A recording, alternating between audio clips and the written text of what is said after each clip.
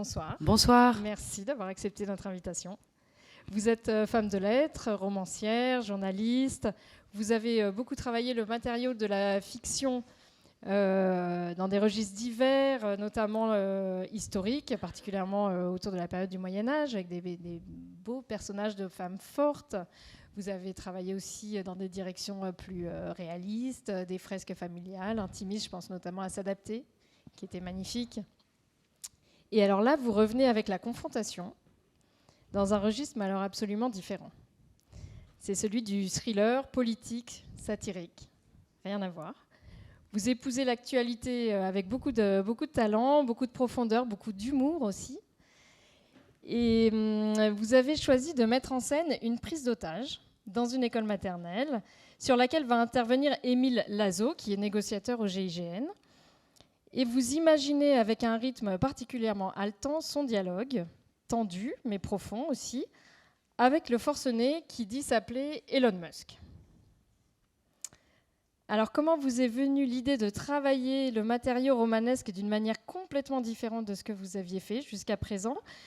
Comment est-ce que vous vous êtes glissé dans la peau d'un écrivain de thriller, d'un maître du suspense ?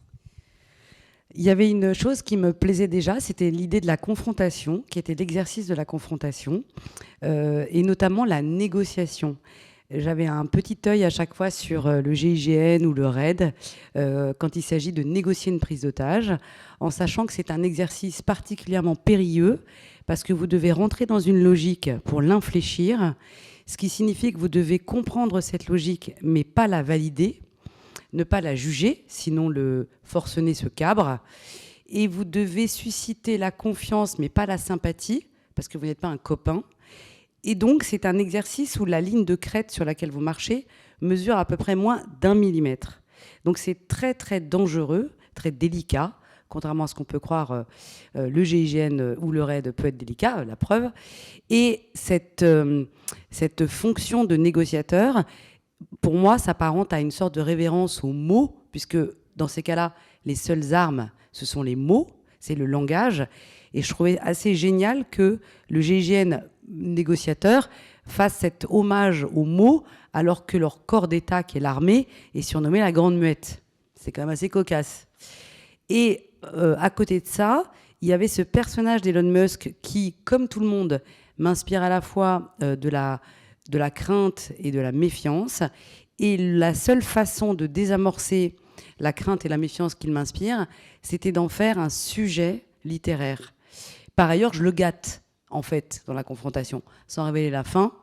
In fine, il n'est pas si terrible que ça. Et donc, je l'humanise, ce qui permet quand même d'en avoir un peu moins peur. Oui, effectivement. Vous en parlez aussi dans votre postface. Vous dites que vous avez voulu réinterpréter la farce avec tout ce qu'elle suppose d'un style médiéval particulier qui vient s'insérer au milieu, alors pour le coup au Moyen-Âge, d'une pièce religieuse, mais en tout cas voilà, complètement autre chose, pour dire quelque chose des rapports de domination, des rapports de pouvoir. La farce vient du Moyen-Âge, qui quand même a inventé beaucoup de choses et qui, par bien des aspects, est beaucoup moins archaïque que nous. Et au Moyen-Âge, il y avait des pièces religieuses qui étaient jouées sur les parvis des églises. Et subitement, surgissait un groupe de gens, c'était soit prémédité, soit pas, et qui venaient interrompre et chahuter la pièce religieuse en racontant soit n'importe quoi, mais le n'importe quoi, c'est jamais vraiment du n'importe quoi, c'est souvent du sensé, et qui en fait maniait l'outrance, c'est-à-dire prenait le travers d'une époque et le poussait un tout petit peu plus loin pour justement le dénoncer. Et c'est exactement ce que je fais. D'abord, ça me faisait rigoler parce que la farce a donné le verbe farcir dans le vocabulaire culinaire, puisqu'il s'agit d'introduire quelque chose de non prévu dans un élément déjà établi. Et ensuite, il y avait cette idée que notre époque, sous des dehors rigolards, n'a pas tellement d'humour. Et du coup, ce genre-là me faisait très envie. Donc là, j'ai pris exactement l'époque. Je pousse un tout petit peu le curseur plus loin, mais en fait, ça parle tellement de nous, et il ne se passe pas une journée sans que je vois l'actu qui nous tombe dessus, où je me dis, en fait, j'aurais pu le mettre dans le livre, mais ça, c'est quoi ? Mais ça, c'est déjà arrivé. Mais en fait, c'est ça. Et d'ailleurs, pendant que j'écrivais à la confrontation, il se trouve qu'Elon Musk a été dégagé par Donald Trump, et donc, le réel rattrapait la fiction. Donc, vous voyez, c'est bien qu'on est dans quelque chose. Il ne faut pas bouger beaucoup plus pour arriver à quelque chose qui parle de nous, alors même qu'on a complètement grossi le trait. Oui, complètement. D'ailleurs, je trouve que vous avez vraiment travaillé vos personnages d'une manière qui est assez saisissante. Je pense que vous êtes quand même pas mal documenté. J'imagine, peut-être avec les... Je sais pas, je vois en tout cas qu'il fait partie d'une nouvelle collection, L'Envers du décor, qui est dirigée par Marc Duguin. Voilà, on sait qu'il s'y connaît. Et puis, on sent qu'effectivement, cet espace très particulier que vous dites être l'espace du verbe, vous en avez un peu parlé, qui est celui de la négociation, vous le recréez dans ce qu'il a d'unique. C'est-à-dire qu'on a deux logiques qui vont s'affronter, qui vont se faire face et qui n'ont, pour le coup, mais absolument rien à voir. Et vous en faites un espace comme ça, un peu hors du temps, un peu à part. En même temps, ça résonne très vrai. En fait, quand on commence à négocier, c'est une remise en langage. Parce que si quelqu'un prend en otage des gens, c'est un exercice d'une telle violence et d'une telle brutalité que c'est une sorte de démission des mots. Il n'y a plus de langage, sinon on ne taperait pas. En gros, c'est ça. Le GIGN, lui, ou le RAID, mais en tout cas le négociateur, arrive et c'est une sorte de remise en mots. Or, cette remise en mots, le forcené est souvent réceptif. Les gars du GIGN me l'ont expliqué, il y a des fois où vraiment ça ne marche pas, mais souvent quand même, ça marche. Donc il y a des règles précises, il faut arriver, se présenter, dire bonjour, je m'appelle Nana, je suis du GIGN ou du RAID. C'est une main tendue tout le temps. Vous n'avez pas le choix, en fait, parce qu'il va falloir rentrer en contact avec cette personne. Et là, le forcené est même très friand de la négociation. En fait, Émile se rend très vite compte qu'il adore discuter. Il adore les questions en chausse-trappe, il adore les impasses, il adore le débat philosophique, il adore ça. Donc il est très, très demandeur. C'est pour ça que le titre, La confrontation, est assez parlant, parce qu'en fait, dans l'idée de la confrontation, il n'y a pas d'idée de heurt. L'étymologie, c'est confrontare, c'est en frontière d'eux, à la lisière d'eux. Et en effet, ces deux hommes-là, ils vont se retrouver chacun au seuil de l'autre. Il y en a un qui ouvre grand la porte, le forcené, et qui est très demandeur de ce qu'Émile rentre pour discuter avec lui. Et Émile, il est figé au seuil, c'est pas son métier. Il faut surtout pas devenir copain avec lui, donc il reste toujours au bord. Et alors ce Musk, justement, on sait que c'est l'homme le plus riche du monde. Il avoue, il explique, il le dit, qu'il a plein de grands projets. Il se place déjà d'ailleurs dans l'ère post-IA. Il regarde même pas ce qui est en train d'advenir, pas ce qui adviendra demain, mais ce qui adviendra encore après-demain. Et donc, pour cela, il veut se servir d'une monnaie d'échange qui est très particulière, qui sont des enfants. Alors, quelles sont ses visées ? Et pourquoi est-ce qu'il choisit une telle manière pour agir, en tout cas pour se faire entendre, comprendre, pour pouvoir ouvrir un espace de discussion ? La donnée de base, c'est que l'école qui s'appelle l'Aurore, en question, a banni les écrans de toute la scolarité. Donc le résultat, c'est que l'intelligence de ces enfants a été multipliée par 3. Toute la question d'Émile vis-à-vis d'Elon, c'est de lui dire, donc ces enfants qui ont l'intelligence x3 sans votre quincaillerie numérique, ça veut dire que ce sont des obstacles à votre ambition ou des opportunités. C'est ça qui fait complètement frémir Émile, et par ailleurs les parents et le pouvoir politique autour. Mais c'est pas du tout pareil de voir des enfants comme une matière première qu'on va pouvoir exploiter et de les voir comme des encombrants. C'est pas tout à fait pareil. Et tout l'enjeu, ça va être pour Émile de déterminer, de comprendre ce qu'il veut faire avec ses enfants. Or, quand il discute avec lui, il s'aperçoit très vite qu'il y a une forme de désespoir chez Elon. Elon lui dit, à Émile, j'ai basé ma vie entière, ma fortune et mon destin sur une erreur, puisque j'ai cru que toute l'avancée technologique, que ce soit les écrans, l'IA, les réseaux, tout ce que vous voulez, en fait, allait tirer l'homme vers le haut. En vérité, elle va nous dévorer. Tout ce progrès va nous manger. Alors, ça ne fait pas de moi de quelqu'un de réac, mais quelqu'un d'un petit peu vigilant. Observateur. Voilà, et puis un petit peu en alerte quand même. Mais il dit, ça va nous dévorer. Prenons juste l'IA. l'IA va nous voler jusqu'à notre propre mort, puisque l'IA, son grand fantasme, c'est la mort de la mort, en fait. Tout le monde sera immortel, c'est super et tout. Bon. Et il dit, la seule façon de résister à ça, le seul domaine que ne peut pas comprendre l'IA, c'est exactement son inverse, c'est la bestialité, c'est la pulsion. L'IA étant programmée pour produire et non pas pour défaire, elle ne pourra pas comprendre la colère d'une foule, le court-termisme, l'impulsivité, la non-réflexion, la non-culture, le non-humour. Tout ça, au contraire, elle est programmée pour les pousser beaucoup trop loin.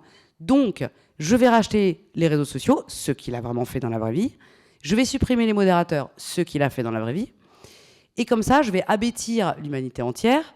Et là, je me fais plein de copains pour tous les gens qui sont sur les réseaux sociaux, c'est-à-dire 100% des gens. Et donc, je vais abêtir l'humanité, en quelque sorte l'ensauvager. On me prend pour un diable, en réalité, je vous sauve la vie. Donc Émile, il entend ça, vous imaginez bien. Donc Émile est là, alors attends, ok, il faut composer avec ces données-là. Et ça m'amusait d'autant plus que quand on regarde en prenant du recul, Elon Musk est quelqu'un, mais pas que lui, hein, qui a vraiment façonné sa vie sur l'élimination du langage. Les réseaux sociaux, c'est pas vraiment un tapis rouge pour la grammaire et le vocabulaire. L'intelligence artificielle veut remplacer la parole humaine. Et coloniser Mars, c'est occuper un espace sans langage. Donc il a bâti tout son chemin sur la destruction du mot. C'est quand même assez intéressant. Un peu flippant aussi quand même. Donc moi, j'ai pris aussi un malin plaisir à imaginer quelqu'un qui est désespéré de ça, qui en fait a bâti sa vie sur l'inverse de ce qu'il adore. C'est discuter avec Émile, c'est les mots justement. Donc j'en fais un homme qui ne se pardonne pas sa propre trahison, qui se sent coupable, ce qui pourrait expliquer son désespoir, sans qu'on révèle tout. Oui, sans tout dire, effectivement, parce que franchement, c'est le suspense aussi qui fait vraiment le sel du livre. On le lit en apnée, voilà, on est complètement pris.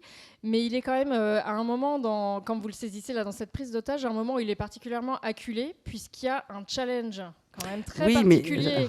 Mais effectivement, comme vous le dites, chaque jour, on en constate parfois même... Je vous rappelle que c'est sur Twitter qu'on a vu fleurir des challenges complètement débiles, comme le dernier en date, Paracétamol Challenge, qui consiste à ingurgiter un maximum de Doliprane pour tester la résistance de son foie. Malin.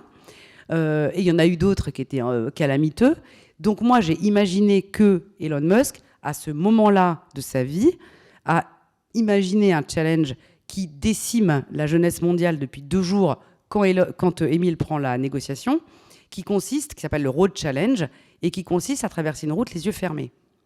Résultat des courses, de Oslo à Singapour, en passant par Beyrouth, il y a des milliers d'adolescents qui disparaissent sous les roues d'un camion. Donc monte une haine planétaire contre Elon Musk, des parents endeuillés, désespérés. Ces écoles en Californie sont attaquées à grands coups de cercueil. Les gens prennent des tronçonneuses, parce que je vous rappelle qu'il avait brandi une tronçonneuse. Voilà. Donc quand même, on se marre un peu. Mais en fait, tout ça, il ne faut pas pousser si loin. Et je prends un malin plaisir à brouiller les repères, parce que j'ai casé l'action juste après Vivatech, qui est un salon de la tech qui existe en France, qui est même assez connu. Et Elon Musk est vraiment venu l'année dernière.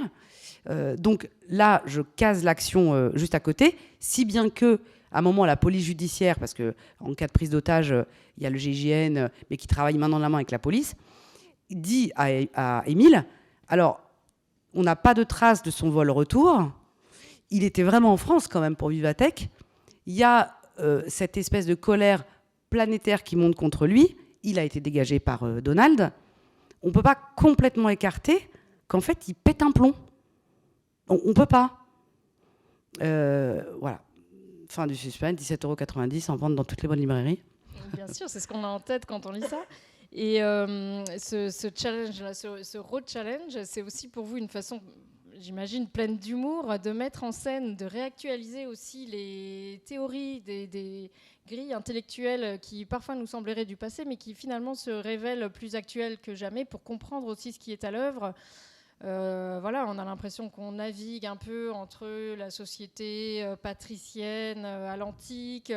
On retrouve des fragments d'eugénisme, et on a surtout cette notion propre à la Boétie de la servitude volontaire, qui avec ces challenges par exemple, et puis bien d'autres choses, et voilà, se révèle plus d'actualité. Ouais, c'est-à-dire qu'en fait, alors ça vient de la bouche d'Elon Musk, hein, de mon livre, hein, parce que mais qui à un moment dit à Émile, en fait, il y a un truc qui se retourne, et c'est Elon Musk qui a du bon sens en fait, et qui dit à Émile, mais vous voyez bien que c'est la catastrophe, vous voyez bien que par ma faute, aujourd'hui, il y a des jeunes filles qui se filment en train de se déshabiller avant de se brosser les dents. Vous voyez bien qu'il y a des challenges complètement débiles, comme de lancer un carré de fromage sur la tête de son bébé. Ça existe vraiment. Mais c'est délirant. Je passe sur la mort de Jean Portmanov. Là, pour le coup, c'est vrai de vrai, où les gens ont misé pour que quelqu'un se fasse humilier. Je passe sur Dominique Pellicot, qui a évidemment trouvé un site pour mettre sa femme en pâture. Site qui a ressurgi sous une autre forme et personne ne vient l'embêter. Je passe sur les poupées pornographiques de Shane récemment. Enfin, je veux dire, en fait, à un moment, Elon dit à Émile, mais vous voyez, c'est tellement délirant, en fait, que finalement, à quel moment le plus fou d'entre nous tous, c'est pas le plus sensé. Et c'est quand même le principe de la grenouille dans l'eau tiède, de plus en plus tiède. C'est-à-dire qu'à un moment, on va arriver à des folies, en fait. Mais visiblement, personne ne voit où est le problème. C'est quand même dément, alors que c'est quand même dément. Et c'est un retour en arrière phénoménal, puisque aujourd'hui, les réseaux sociaux se sont quasiment substitués à la justice, ok, mais il y a des réputations numériques maintenant, et on se suicide pour des réputations, exactement comme on se suicidait au XVIIe siècle. C'est le film ridicule de Patrice Lecomte qui l'avait montré. Il y a des morts numériques, des mises à mort numériques, auquel on assiste exactement comme on se pressait sur les places publiques pour aller voir une exécution à la guillotine. En fait, c'est une espèce de retour en arrière qui est phénoménal. Et ça passe comme une lettre à la poste. Sanglier 75 a soudain une aura de divinité. On écoute ce que dit Sanglier 75 ou Poupidou 67, tout ce que vous voulez. C'est hallucinant. Et donc, si bien que Elon est amené à dire à Émile, vous voyez bien que le concept de vie privée devient tellement rare que ça va devenir un délit. À un moment, je suis prêt à parier, dit-il, que le futur or invisible, ce sera le secret, de plus en plus rare, donc de plus en plus cher. Et, enfin, rendez-vous dans 30 ans, mais c'est pas complètement hérétique ce que dit Elon, en fait. Et Émile partage, hein. Mais Émile, lui, il est là pour libérer les enfants. C'est-à-dire qu'en fait, on a quand même deux optiques qui sont en parallèle. Émile, lui, ça c'est ce que m'ont dit les gars du GIGN, ils m'ont dit, si votre Émile il fait une négociation, il a qu'une chose en tête, c'est la libération des enfants. Et ça, vous en parlez justement, vous créez une sorte d'opposition entre le monde virtuel et le monde réel. Et le voilà, monde réel, ça. Il semble appartenir pleinement, entièrement à Émile. Justement, cet Elon, on ne sait jamais très bien où est-ce qu'il se situe et où est-ce qu'il veut aller. Et sa logique existe, mais elle lui est vraiment propre, enfin purement propre. Et d'ailleurs, il se présente, Émile, il dit de lui et de ses collègues, il explique ça en ces termes-là, nous sommes concrets, pragmatiques, terriens, cela nous sauve. Et il parle d'une hygiène du réel, qui pour lui est ce qu'il y a de plus important. En quoi elle consiste exactement, cette hygiène du réel ? C'est-à-dire que quand vous discutez avec des gars comme ça, ils sont à des milieux quand même... ils sont dans une concrétisation ultra forte de l'instant présent. C'est-à-dire que pour eux, compte chaque signe. Il faut 8 ans d'études pour devenir négociateur, et c'est notamment l'art de ce qu'on appelle la synergologie, c'est-à-dire le langage non verbal. Donc c'est toutes les mimiques du corps, du visage bien sûr, mais comme très souvent dans une négociation, le forcené est caché par définition, il est barricadé. Donc le négociateur perd 50% de sa capacité de négociation souvent. Donc il est obligé d'étudier, c'est même pas le silence entre les mots, c'est l'arrière-ton d'un silence entre les mots. Je sais même pas à quoi ça correspond. Hein. Donc c'est une acuité tellement puissante que vous êtes rivé dessus. Alors ça se fait, les négociations, ça se fait selon, ça peut se faire au mégaphone, ça peut se faire au téléphone, ça peut se faire derrière un mur. Parfois, ça dure très longtemps. Ceux avec qui j'ai discuté, les membres du GIGN, il n'est pas rare qu'ils aient eu des négociations qui duraient 32 heures, 36 heures, ce qui est très long. Et puis, il y a cette idée aussi de temporalité extrêmement ramassée. Ils ont une demi-seconde pour se décider. Qu'est-ce qu'on fait? On intervient, on n'intervient pas? Est-ce que là, je pose une question? Est-ce que là, je souris? Est-ce que là, je laisse un silence? On n'a pas idée, en fait, de l'exercice de microscope que ça représente. C'est pour ça qu'ils sont fatigués très vite. Et d'ailleurs, ça, vous en parlez à un moment, justement, il doit être relevé, il doit être remplacé. On lui met la pression aussi pour que ça réussisse. C'est aussi, j'ai l'impression, une manière de parler du rôle du pouvoir politique. Vous avez le personnage du Premier ministre qui est quand même...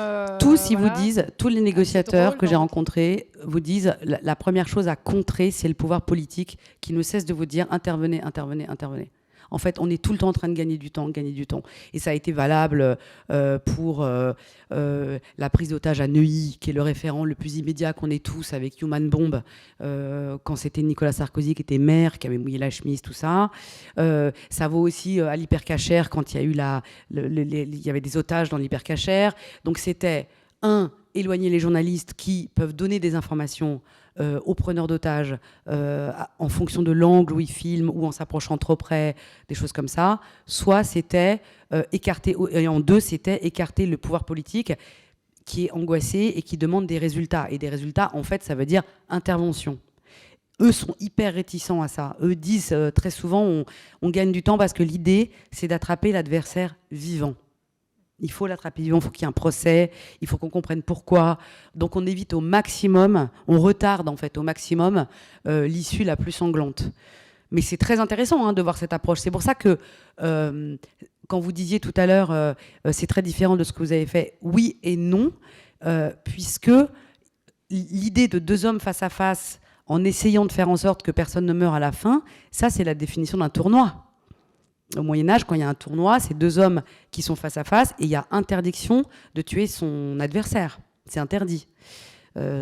Donc, vous voyez, c'est typique. De la même façon que dans S'adapter, mon précédent livre, c'est les pierres qui racontaient l'histoire. Et s'il y a bien une période qui adore animer l'inanimé, c'est le Moyen-Âge. Donc, ce que je veux vous dire, c'est qu'il y a toujours des livres derrière le livre. Et qu'en fait, un écrivain, ça j'en suis convaincue, il ne fonctionne que par obsession. Et donc, le reste, c'est un peu une question de forme. Vous pouvez raconter une épopée dans l'Antiquité, vous pouvez raconter une chasse au trésor au XVIIIe siècle, vous pouvez raconter votre grande-tante ou votre grand-mère récemment, son histoire. En fait, vous allez retrouver derrière les mêmes obsessions d'un écrivain. Moi, je vois le roman comme l'histoire, l'intrigue. Il y a une vitrine, c'est comme une boutique. Il y a une vitrine qui va changer selon les saisons, selon... vous poussez la porte, l'arrière-boutique, elle sera la même. Toujours. C'est une question de décoration, d'assortiment, mais finalement... Oui, puis de plaisir aussi. Je veux dire, on présente souvent l'écrivain comme quelqu'un qui est dans sa mansarde, complètement déprimé, en train de souffrir. Enfin, attendez, si c'était autant souffrir, on le ferait pas. Faut dire, faut quand même... Donc c'est une joie d'écrire quand même. Il y a une jubilation. C'est-à-dire, sinon on le ferait pas, sauf à être complètement maso. Mais alors, bien sûr qu'il y a une part évidemment, qu'il y a une part de souffrance, qu'il y a une part de douleur, d'effort. Il y a rien de plus difficile au monde que d'écrire un roman. Mais il y a quand même aussi une partie de grande joie à monter une histoire, construire. C'est comme un orchestre. Là, je vais mettre les cuivres, et puis là, le piano. Et puis, il y a quelque chose de très symphonique dans le roman. Donc, il y a un plaisir de la création. La création, c'est pas que quand même je sanglote en me taillant dans les veines, quand même. C'est pas que ça. Et puis là, c'est vrai qu'on le ressent, ce plaisir. Enfin, je veux dire, on a une tension et puis tant mieux, tant mieux qui vient se glisser entre les lignes qu'on le ressent en tant que lecteur et on l'imagine être le vôtre au moment de prendre la plume. Tant mieux. Puis le suivant, il sera peut-être plus grave, plus autre chose, mais ça fait partie pour moi de l'univers chatoyant d'un écrivain qui, heureusement, change de registre. Et puis c'est une idée de courage aussi. On prend des risques. Être écrivain, c'est être courageux. Donc non seulement vous vous mettez un peu nu comme ça, que ce soit une histoire perso que vous racontez ou ce que vous avez dans la tête, que vous allez monter comme une maquette, mais c'est courageux. Merci Clara Dupont-Moreau.